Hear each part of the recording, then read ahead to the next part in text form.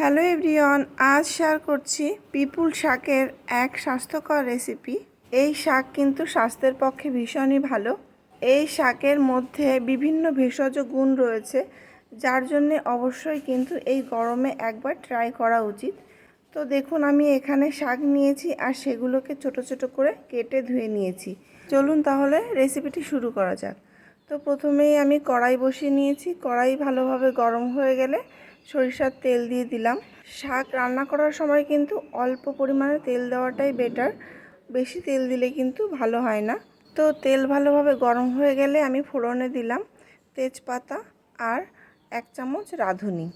এবার এই ফোড়নটা ভালোভাবে ভাজা হয়ে গেলে আগে থেকে ভেজে রাখা মাছের মাথা, এখানে আমি রুই মাছের মাথা অর্ধেকটা নিয়েছি।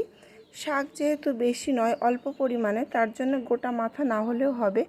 এছাড়া আপনারা ছোট মাছ দিয়েও কিন্তু এই রেসিপি তৈরি করতে পারেন। তো আর আমি ফোড়নে এখানে কয়েকটা কাঁচা লঙ্কা চিড়ে দিয়েছি। ফোড়নটা বেশ ভালোভাবে ভাজা হয়ে গেছে। অল্প পরিমাণে একটু নুন আর 1 চামচ মতো হলুদ গুঁড়ো দিয়ে দিলাম। এবার আমি দিয়ে দিচ্ছি জল পরিমাণ মতো। এখানে কিন্তু জলটা একটু বুঝে দিতে হবে, শাকটাকে বুঝে জলটা দিতে হবে। বেশি জল দিলেও কিন্তু ভালো লাগবে না। তো দেখুন, এই জলটাকে আমি ঢেকে দিয়ে জাল করে নিচ্ছি হাই ফ্লেমে 8 থেকে 10 মিনিট মতো। তো ফিরে এলাম 8 থেকে 10 মিনিট পর, আর মাথাটাকে কিন্তু আমি খুন্তি দিয়ে ভালো করে ভেঙে দিয়েছি। এবার আগে থেকে কেটে ধুয়ে রাখা সেই শাকগুলি আমি দিয়ে দিলাম। এই ঝোলটাকে কিন্তু যতটা ভালো আপনি জাল করতে পারবেন, এই শাকের রেসিপি কিন্তু ততই টেস্টি হবে। তো শাকটা মনে হলো কিন্তু অনেকটা, আসলে কিন্তু সেটা নয়। ঢেকে দেওয়ার পর দেখুন অনেকটাই কমে গেছে। আর ভীষণ কচি শাক, যেহেতু জাল কিন্তু খুব একটা লাগবে না, অল্প জালেই কিন্তু এই রান্নাটা হয়ে যাবে। তো দেখুন কালারটাও কিন্তু ভীষণ সুন্দর এসছে। যদি আপনারা এই রকম কালার আর স্বাদের সবুজ শাক রেখে দেখুন রান্না করতে চান, তাহলে এই রেসিপিটা অবশ্যই ফলো করবেন। ভীষণ দেখতেও সুন্দর হয় আর খেতেও কিন্তু ভীষণ ভালো হয়। তো আমি আবারও ঢেকে দিয়ে 4 থেকে 5 মিনিট মতো হাই ফ্লেমে রান্না করে নিলাম। ঝোলটা কিন্তু আরও কমে গেছে। এবার শাকের স্বাদ মতো নুনটা দিয়ে দিলাম।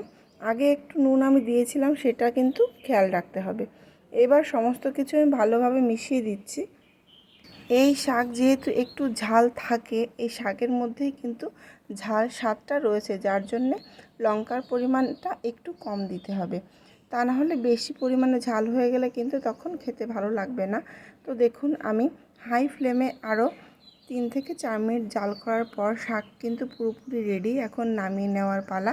তো এই শাকের গুণের কিন্তু শেষ নেই, আর এর ভেষজ গুণ অপরিসীম। তো অবশ্যই একবার ট্রাই করবেন। এই গরমে এই শাকের রেসিপি ভীষণই স্বাস্থ্যকর।